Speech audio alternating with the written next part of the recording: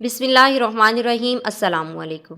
عراق شہر بصرہ کا حاکم اپنے گھر کی بلائی منزل پر بیٹھا نیچے بازار میں خرید و فروخت کرتے لوگوں کو دیکھ رہا تھا۔ اس کے چہرے پر اطمینان جھلک رہا تھا کہ رعایا خوشحال ہے اور شہر میں امن و امان کی صورتحال بہترین ہے۔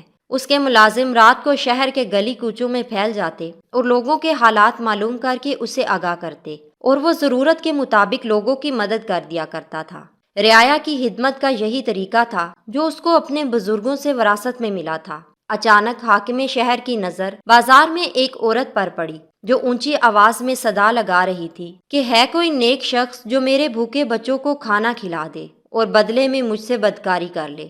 حاکم شہر اس عورت کی دردناک فریاد سن کر لرز گیا اور دربان سے کہا کہ اس عورت کو فوراً میرے پاس پیش کرو، میں جاننا چاہتا ہوں کہ وہ سرعام ایسا کیوں کر رہی ہے۔ چنانچہ دربان گیا اور اس عورت کو حاکم شہر کے سامنے پیش کر دیا۔ وہ ایک جوان اور حسین عورت تھی۔ حاکم نے اس عورت سے پوچھا کہ تم کو معلوم ہے کہ تم سرعام بازار میں لوگوں کو گناہ کی دعوت دے رہی ہو اور اس عمل کی کتنی سخت سزا تم کو ملنے والی ہے۔ عورت نے سر جھٹک کر بے نیازی سے کہا کہ سزا اور جزا کی پرواہ میں کیوں کروں، جب اس شہر کا رواج ہی یہی ہے کہ جسم کے بدلے اناج ملے گا۔ حاکم شہر عورت کی بات سن کر حیران ہو کر پوچھنے لگا کہ اے خاتون، مجھے تمہاری بات کی سمجھ نہیں آئی۔ میں شہر کا حاکم ہوں، میرے پاس آرام سے بیٹھو اور مجھے پوری بات بتاؤ کہ تم ایسا کیوں کہہ رہی ہو، جبکہ ہمارے نظام میں ایسی کوئی خرابی نہیں کہ شہر میں لوگ بھوکے سوئیں یا ان کو اناج لینے کے لیے اپنا جسم بیچنا پڑے۔ وہ عورت کہنے لگی، میرا شوہر 3 چھوٹے بچوں کی ذمہ داری مجھے سونپ کر جنگ میں مارا گیا۔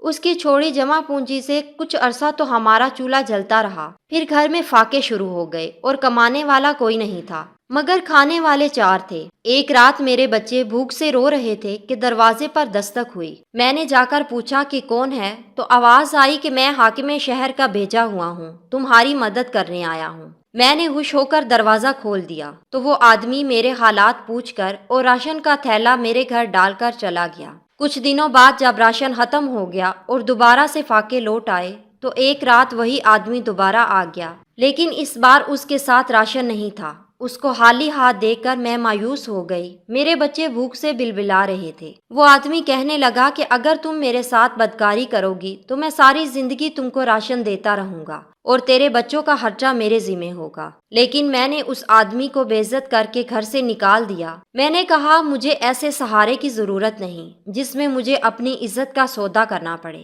اے حاکم شہر، وہ رات تو ہم نے بھوک میں جیسے تیسے گزار دی، مگر اگلے دن میرے بچے بھوک سے نڈھال ہو کر گر پڑے۔ اتنے میں وہ شخص دوبارہ میرے گھر آ پہنچا۔ اس کے ساتھ راشن سے بھرا ہوا ایک تھیلا بھی تھا۔ کھانے والی چیزیں دیکھ کر میرے بچوں میں جان سی پڑ گئی، مگر آج بھی اس آدمی کا مطالبہ وہی تھا کہ جسم کے بدلے راشن ملے گا۔ میں نے بھوک سے بلکتے بچوں کی طرف دیکھا۔ اس آدمی کی شرط ماننے کے علاوہ میرے پاس کوئی چارہ نہ بچا تھا۔ اس دن کے بعد یہ معمول بن گیا۔ کچھ دنوں بعد وہ آدمی راشن کا تھیلا لے آتا اور بدلے میں میری عزت سے کھیل کر چلا جاتا۔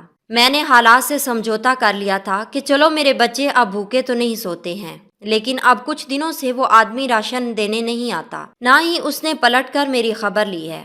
میں آج بھوک سے تنگ آ کر خود ہی بازار میں نکل آئی اور وہی صدا لگا رہی تھی کہ میرے بھوکے بچوں کے لیے راشن دے دو، بدلے میں مجھ سے بدکاری کر لو، کیونکہ اس شہر کا دستور ہی یہی ہے۔ یہ کہہ کر وہ عورت پھوٹ پھوٹ کر رو پڑی۔ حاکم وقت بھی اس کی دردناک کہانی سن کر ساتھ رو رہا تھا کہ اچانک دربان نے آ کر اطلاع دی کہ بیت المال سے ایک ملازم کی لاش برآمد ہوئی ہے، جس کی لاش کی حالت بہت خراب ہے، شاید کئی دنوں سے اس کمرے میں مرا پڑا تھا جہاں پر غریبوں کے لیے راشن کے تھیلے تیار ہوتے تھے۔ حاکم نے عورت کو ساتھ لیا اور جب بیت المال میں پہنچا تو اس عورت نے مرے ہوئے شخص کو دیکھتے ہی پہچان لیا کہ یہ تو وہی شخص ہے جو مجھے جسم کے بدلے راشن دینے آتا تھا اور اب کچھ دنوں سے نہیں آ رہا تھا۔ حاکم شہر نے عورت سے کہا کہ یہ تو بیت المال کا ملازم ہے جو یہاں سے میرے حکم پر شہر کے ضرورت مندوں کو اناج اور راشن دے کر آتا تھا۔ تم کو جوان اور اکیلی پا کر اس کی نیت بدل گئی اور وہ راشن جو تمہارا جائز حق تھا وہ اس نے تمہیں مجبور کر کے بدکاری کے بدلے میں دینا شروع کر دیا، اور آج اس کا انجام تم نے اپنی آنکھوں سے دیکھ لیا۔